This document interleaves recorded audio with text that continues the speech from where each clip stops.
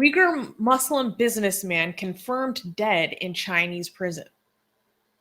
Local officials in China's Xinjiang province declared that a notable Uyghur businessman and philanthropist, Yaqub Haji, died in prison.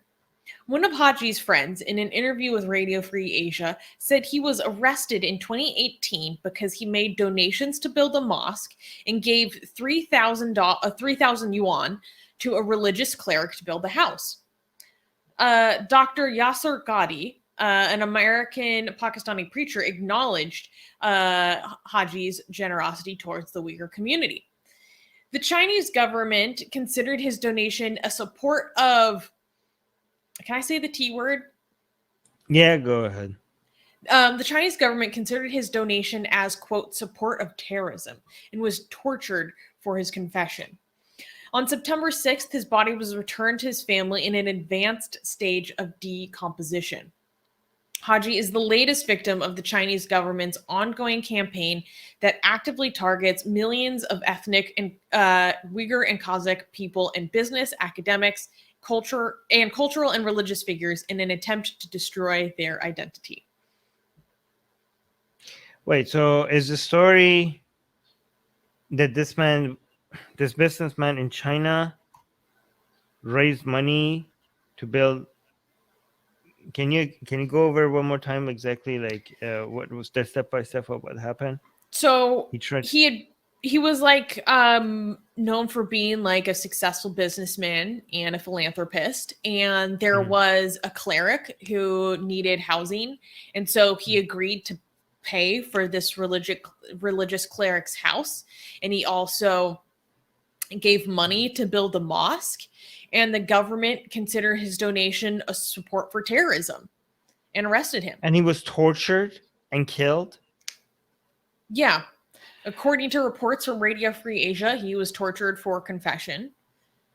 And is the Chinese government not even denying it? And is the Chinese government not even denying? They said that he died from an advanced fever. Oh my god. Okay. But they returned the body in a state where his legs were already decomposing. That's what fever does to your legs, apparently. Okay. Go on. And there were police officers that were interviewed by Radio Free Asia that said that he confirmed that he did die in prison from torture. And when they returned the body to the family, they had to rush a burial, and the authorities told them to not have a big service. They're like, you can't have a big service. Just get this over quickly. And did the Chinese government explain why building the mosque was such a big issue that he even needed to be arrested? Why are they saying that this was in support of terrorism? I haven't found that reported in English-speaking media yet. Okay. All right. There's always, the reason why I'm asking these questions is because there's always, even though Chinese government, evil, right? Again, Chinese government, I'm not talking about Chinese people, okay? And this is likely, I just always want to be there's a 0.5% chance that, because I'm just trying to be careful, because we always have to be somewhat skeptical. It might come out one day that, no, this money was actually going to some radical groups, and it made sense for him to be arrested, okay? There's always that chance, okay? But not likely, okay? Not given what we know about what excuses the Chinese government uses for putting Muslims in, concentration camps, and the fact that we know we have so many reports consistently showing about the use of torture in China on Muslims, and the people who even were involved in the torture are now even coming and saying that we know for a fact that the people we were torturing were not involved in any radical activities or terrorist activities. We know that was the case while we were electrocuting their genitals. Go on. I just wanted to give the exact quote from the article. So this is a quote from a friend who requested anonymity. Quote, he was born in 1976 and became wealthy doing both real estate and development and exports to Kazakhstan. He also became a philanthropist, helping many people. Another friend of Haji's said Haji had been detained for his religious philanthropic contributions in the prison. Oh, blah, blah, blah, blah. Quote, I heard from community members that Yaqub Haji was imprisoned because of his donation of the building to the building of the mosque and for giving money for a religious cleric to buy his house. He was tortured for not confessing to those crimes and kept in solitary confinement for a long time. So those specific details are the claims of a friend of his. But just to give you guys some perspective, and there's another story of this a different Uyghur philanthropist who in 2018 was sentenced to death for going on Hajj without it being sanctioned by the Chinese government and returning. What? Wait, what again? Like, what was the crime there? He went on Hajj without permission from the government, essentially. You need permission from the government to go on Hajj? Apparently, By the for way, an Hajj, for people who don't know, is like unsanctioned Hajj. okay. So Hajj, for people who don't know, is like the Islamic pilgrimage to the Kaaba. That's called the Hajj. And he was arrested for that, for just traveling somewhere. Like, wait, like so. The reason is he went to perform Hajj on his own instead of joining a state-sanctioned tour group. What the actual? What this is like this is like a dystopian novel. Like this is like George Orwell would be like 1984 doesn't like has it's not even like this is so evil. Like I don't even have words to say. Like what the hell is happening to China? Like how does this like how do the people involved in this not think that they're not evil? Like do they not think like God damn it we're evil? Are we like the whole I mean, maybe that's just how much they've like bought into the totalitarianism. What is like people think they're immune to this. Like I tell you, everyone who's a member of this chat is like ourselves included is not immune to this. This is like again, this is like if this was in a fiction, you would be like, this is too cartoonishly evil. That doesn't feel like it would be believable in a fiction. That's how evil this is. Like this is like how you would make a villain look like if you were doing bad writing in a fiction. God. Yeah, and the reason why I wanted to cover this story is because we haven't talked for, I don't know, a long time, maybe a few months, about the Uyghur Genocide and what's going on in China and the persecution that people face in Xinjiang for their ethnicity and also their religious practice is super severe. I've heard it said that Xinjiang is the most surveilled place on earth. And neighbors are encouraged by their government to snitch out on each other when they see each other participating in religious rituals or customs or maybe having sympathies to people who want to revive and protect Uyghur culture. It's really horrible what's going on, and not to mention the vocational centers, just the vocational centers that look like prisons where upwards of 1 million people are being held and essentially forced into slavery under the guise of like a rural economic revival. Unbelievable. It's also very sad to see that some of the main Islamic countries in the world are not only silent about this, but they're endorsing it. You know what I mean?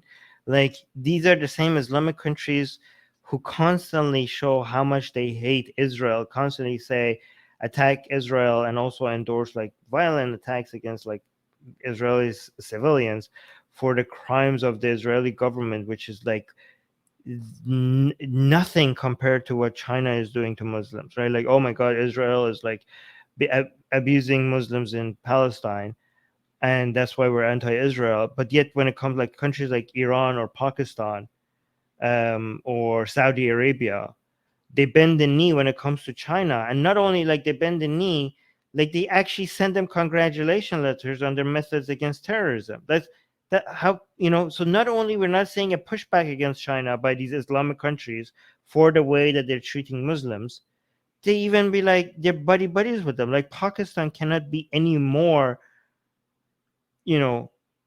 loyal to China. Like they seem like it's you want to say something? Yeah. Well, D is saying, has the Chinese government confirmed his death? According to Radio Free Asia, another police officer in one of the people who they interviewed, their neighborhood, a local neighborhood, declined to tell RFA the cause of Haji's death, although he did not deny that the businessman died in prison. And Mustafa's bringing up an interesting point. Mustafa's saying, let's not forget, people from there, meaning Xinjiang, illegally migrate to Afghanistan. Even till now, they think, yup, this is better. And this is interesting because since Afghanistan fell to the Taliban and Taliban has gotten so buddy-buddy with China, there have been reports of Uyghurs questioning if they are even safe in Afghanistan from China. From China. They're not worried about Taliban. They're worried about China reaching them there. Also, here's another thing. This is going to lead into a big self-fulfilling prophecy. Okay, so China is abusing innocence for the accusation of them being radical terrorists, but what they're doing is going to actually create radical terrorists. I mean, I know there are some already, but it's going to increase them. This is like, and again, this is not because China's miscalculation. China was like, oh my God, now you're going to have radical terrorists while trying to get rid of radical terrorists. No, China is not. China would benefit from the creation of these radical terrorist groups because they would want to point at something for as an excuse for all the authoritarian police state that they're creating. You know what I mean? Like, especially now with the situation in Afghanistan, a lot of the actual radical Uyghur terrorist groups, which do exist, they're going to get a lot of this is a lot more recruits. And the problem with some of these radical groups was that it's hard for them to mobilize and practice and create bases given how much control China has. But if Afghanistan itself like falls apart and becomes a failed state, it will provide a place for Uyghur Muslims to go and join maybe groups like ISIS-K, and then use that as a base to attack China. Right? Again, it might happen. I don't know if it will. Right? But it's totally a self-fulfilling prophecy because it was an ISIS affiliated group that did some radical attacks in Xinjiang that resulted in hundreds of deaths, which spurned this entire, helped spurn this entire deal because China needs that area to be as secure as possible, and partially in regards to their Belt and Road Initiative. They need these trade routes to be secure and safe. And so they're using these horrific, tragic events that happened as justification to surveil and detain millions of people.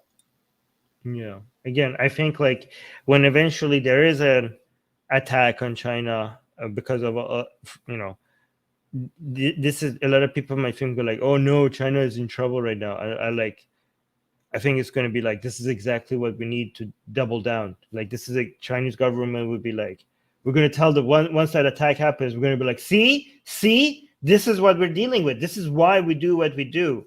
And we're going to be like, motherfuckers, this is what you created. So when that eventually happens, don't fall for it. Well, I hope, this is just to tell you where my source of hope is, because this looks like in the near future, things look to be going downhill when it comes to human rights.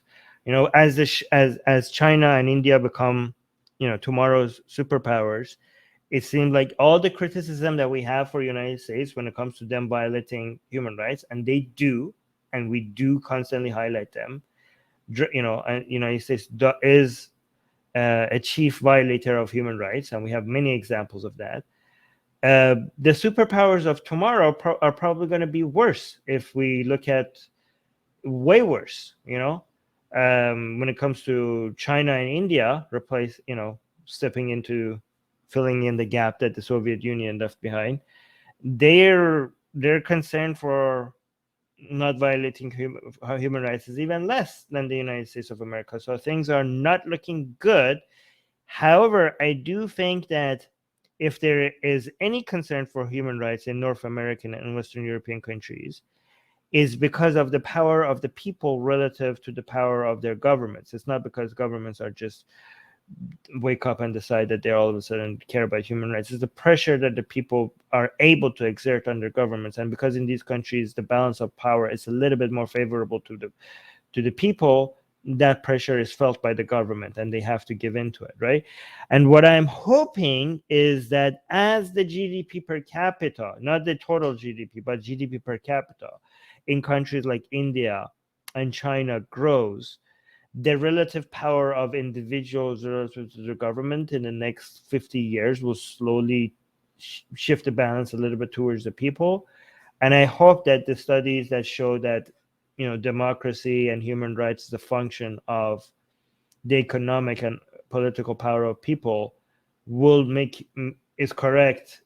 Because a lot of people are like, oh, why didn't democracy flourish in China even after so much Or Afghanistan. No, not Afghanistan. In China specifically, for people who are responding to the suggestion that economic development will bring human rights and democracy, right? So in China, we saw so much economic growth, and people are saying, well, that didn't happen. Well, because it's not about GDP growth, it's about GDP per capita growth. Like the level of income of individuals in China is still dramatically low, even though China's economy has grown. The share per person is still very low compared to North American and Western European countries. So once the GDP per capita grows to the levels of North American and Western European countries, I hope at that point we're going to see a shift of culture and policy towards being a bit more concerned about these values. So we'll see. That's the room for hope and optimism that I'm leaving there for the future of China and India. Hey, we need it. I appreciate it. Yeah. Just admit you're a simp for American hegemony and move on, Armin. Yeah. I mean, if the alternative is this, then yeah. If the alternative is, then yeah, I am actually. Proudly so. Okay. Liberal Hunter saying actually China is better in everything apart from this anti-Uyghur things. No, actually China just is empirically worse. That's not true. No, China is actually worse in almost everything. Almost everything. Okay. Oh yeah. So and Christopher is saying, when I lived in China from 2004 to 2007, I still thought it might be on the way to a better future. I still think that short term, again, for both India and China, short term future, I'm pessimistic. Long term future, I'm optimistic for the entire planet. If we're looking like 50 years, between 50 to 100 years in the future, I'm actually optimistic. But and between 10 years to 50 years, I'm actually pessimistic. I think in the next 40 years, things are going to get worse. But in the next 50 to 100 years, things are going to get a lot better. Hey guys, if you're a fan of Blasphemy and Sexy Callie, like me, then you need to be sure to subscribe to our newsletter, link in the description below. Because if you subscribe, we will send you a free copy of our Blasphemous Art ebook. And let me tell you, it is the tastiest blasphemy that you can find anywhere available today. And we are so generous with our blasphemy that we continue to send you more blasphemy every week. So make sure to subscribe, link in the description below.